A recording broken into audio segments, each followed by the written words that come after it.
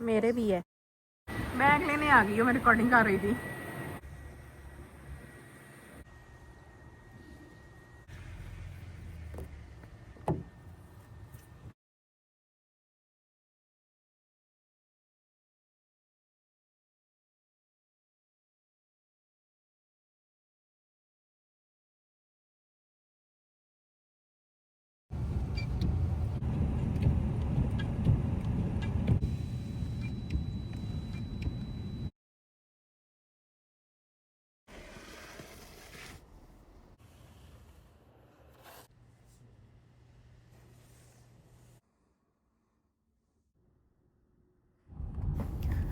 یہاں پہ سیچرڈے تھا اور سنو اسٹارم تھا. ایز یوزول جب ہمیں کہیں جانا ہوتا ہے تو سنو اسٹارم ضرور ہوتا ہے.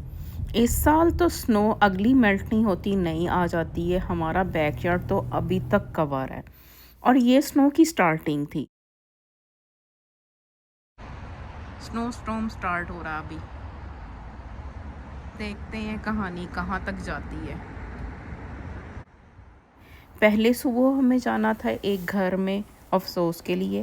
اس کے بعد ہمیں جانا تھا شام کو ایک دعوت میں. اور سنو تو کہتی تھی کہ میں ہی آج ہی ہوں.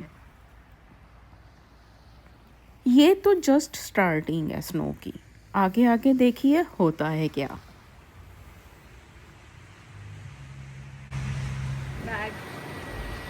بیگ لینے آ گئی ہوں, میں ریکارڈنگ کر رہی تھی.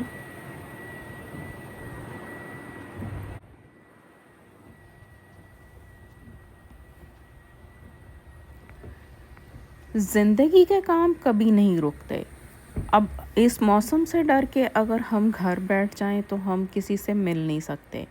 اور بہت سارے ایسی موقع ہوتے ہیں کہ جیسے جو دعوت جس نے ارینج کی ہوئی ہے وہ اس کو کینسل بھی نہیں کر سکتا, کیونکہ اس کے لیے یہ بہت مشکل ہو جاتا ہے, کیونکہ آپ کو یہاں پہ سب کام خود کرنے ہوتے ہیں الون.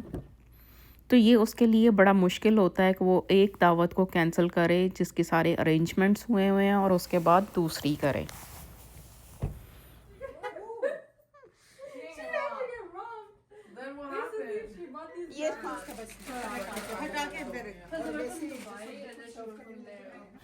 کیونکہ وہ دعوت تو پینڈنگ ہی رہ جاتی ہے. ایک کینسل کریں گے لیکن وہ آپ کو نیکسٹ شفٹ کرنی پڑتی ہے اور پھر آپ کو ایکسٹرا کام کرنا پڑتا ہے. تو میں نے تو گھر میں جا کے سب سے پہلے دم پہ لگے ہوئے چاول جو ہیں وہ ریکارڈ کر دیے. اور یہ ہے وہ سوکھے ہوئے پھول جو ہم کبھی کہتے تھے صرف کتابوں میں ملیں, لیکن یہاں پہ ہمارے ہاں ہم کیا کرتے ہیں, کوئی ہمارے ہاں گفٹ لے کے آتا ہے پھولوں کا تو ہم اس کو جو ہے ڈرائی کر لیتے ہیں واز میں, اسی طرح سے رکھ کے اس کو ڈرائی کر لیتے ہیں اور وہ بہت خوبصورت لگتے ہیں. اور ہر گھر میں ڈرائی فروٹ تو ضروری ہوتا ہے.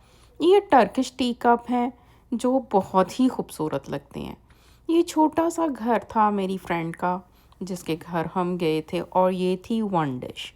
میں آج آپ لوگوں کے ساتھ شیئر کرتی ہوں کہ ہم لوگ دعوتیں کیسے کرتے ہیں. پہلے ہم جو ینگ تھے یا کہہ لیں بے عقل تھے تو ہم ساری دعوت اپنی آن کرتے تھے اور تھک جاتے تھے.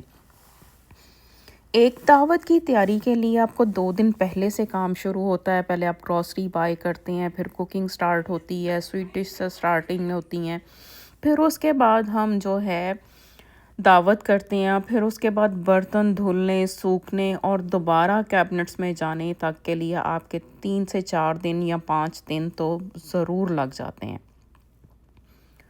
پھر بچے چھوٹے تھے تو بہت مشکل ہوتی تھی. پھر ہم لوگوں نے ڈیسائیڈ کیا کہ کیوں نہ ہم بجائے اس کے کہ ملنا جلنا چھوڑیں ہم ون ڈش کرتے ہیں.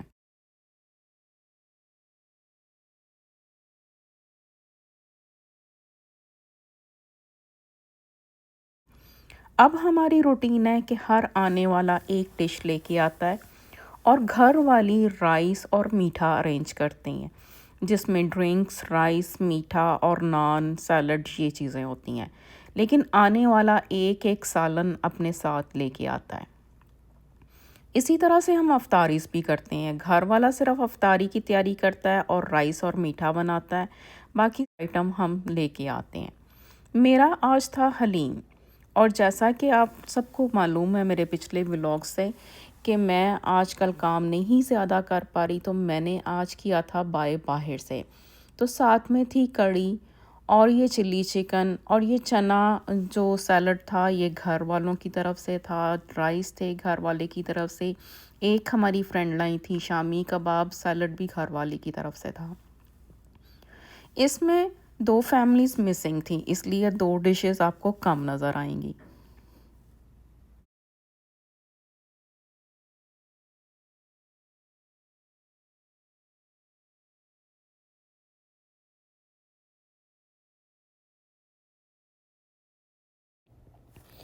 پنجابی میں کہتے ہیں روٹی کھل گئی، تو بس روٹی کھل گئی تو میں نے تو سٹارٹ لیا تھا حلیم اور نان سے، اور شامی بہت مزے کا تھا، چکن کا سیلڈ بھی، کڑی بھی، ہر چیز اپنی جگہ پہ بہت خوبصورت تھی۔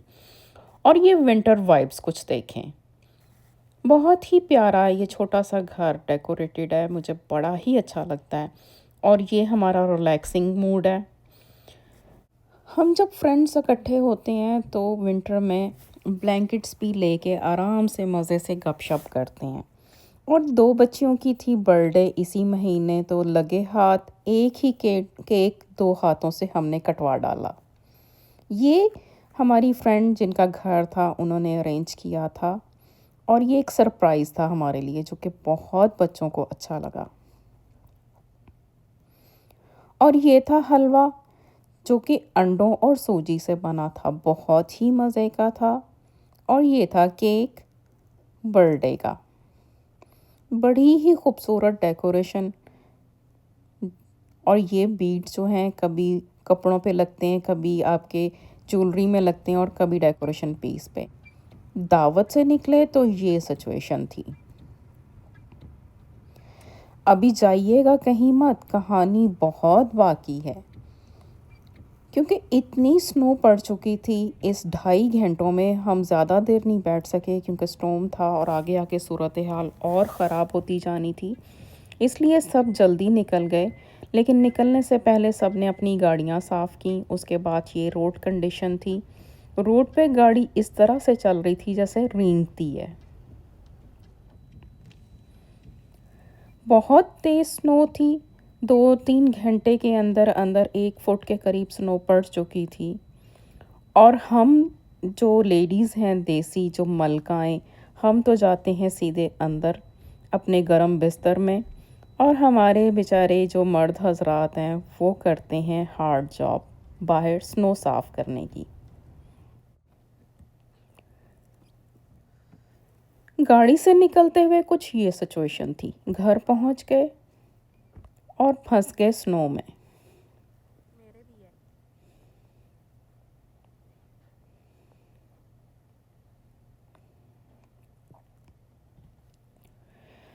سنو میں پہننے کے لیے سنو شوز چاہیے ہوتے ہیں زیادہ تر، لیکن جس طرح کے فینسی کپڑے ہم اس سنو میں بھی پہن کے جاتے ہیں ان کے ساتھ سنو شوز جو ہے وہ پہنے عجیب سے لگتے ہیں، بٹ پہننے پڑتے ہیں۔ آج ہم نے نہیں پہنے تھے کیونکہ جاتے ہوئے اتنی سچویشن خراب نہیں تھی، کچھ آئیڈیا نہیں تھا کہ واپس آئیں گے تو کیا سچویشن ہوگی، لیکن واپس آئے تو ہمارا پاؤں جو ہے وہ سنو کے اندر ڈوب ڈوب کے جا رہا تھا۔ سنو ریکارڈ کرتے ہوئے بڑی خوبصورت لگتی ہے، رات کو سنو پڑتی بہت پیاری لگتی ہے، اور ہم تو ریکارڈنگ کرتے ہیں لیکن ہمارے میاں لوگ بیچارے ہمارا گھر جو ہے وہ سنو میں سے ڈگ آؤٹ کر رہے ہوتے ہیں۔ ایک گورے بچے نے بھی ایک دفعہ سوشل میڈیا پہ ویڈیو ریکارڈ کر کے لگائی تھی کہ ہم جب اپنا گھر ڈگ آؤٹ کر رہے تھے سنو میں سے، ہماری ماں ویڈیو شوٹ کر رہی تھی۔ تو کتنی مزے مزے کی یہ ویڈیوز لگتی ہیں۔ میں تو اوپر کھڑے ہو کے اپنے پورچ میں جو ہے ویڈیو ریکارڈ کر رہی تھی، اور میرے میاں کر رہے تھے ہارڈ جاب، کیونکہ صبح ارلی مارننگ دوبارہ گاڑی نکالنے کے لیے بہت مسئلہ ہونا تھا۔ اور جب سنو پڑتی ہے سچویشن کچھ اس طرح کی ہوتی ہے، گاڑیاں اس طرح سے چلتی ہیں جیسے رینگ رہی ہوں۔ سنو ریموول ٹرک بہت پھر رہے تھے، لیکن جتنی تیز سنو پڑ رہی تھی وہ فٹافٹ سے دوبارہ روڈ بھر جاتی تھی۔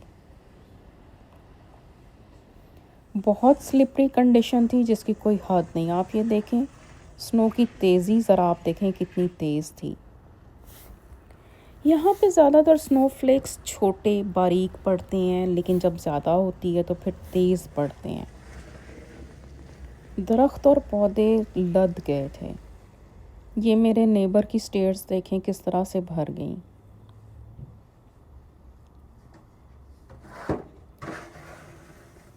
بہت ہی خوبصورت ویو ہوتا ہے. دن چڑھ جاتا ہے. یہ میرے بیک یارڈ کو جانے والا راستہ، اور یہ میں اوپر جا کے اپنے بیڈ روم سے بنا رہی تھی ویڈیو جب میرے میاں کر رہے تھے ہارڈ جاب. ہم دیسی لیڈیز بڑی لکی ہیں اس معاملے میں. ہمارے میاں ہمارے لیے ہارڈ جاب کرتے ہیں. گوروں کے تو کہتے ہیں کہ نہیں آپ لوگ ٹرنز لو.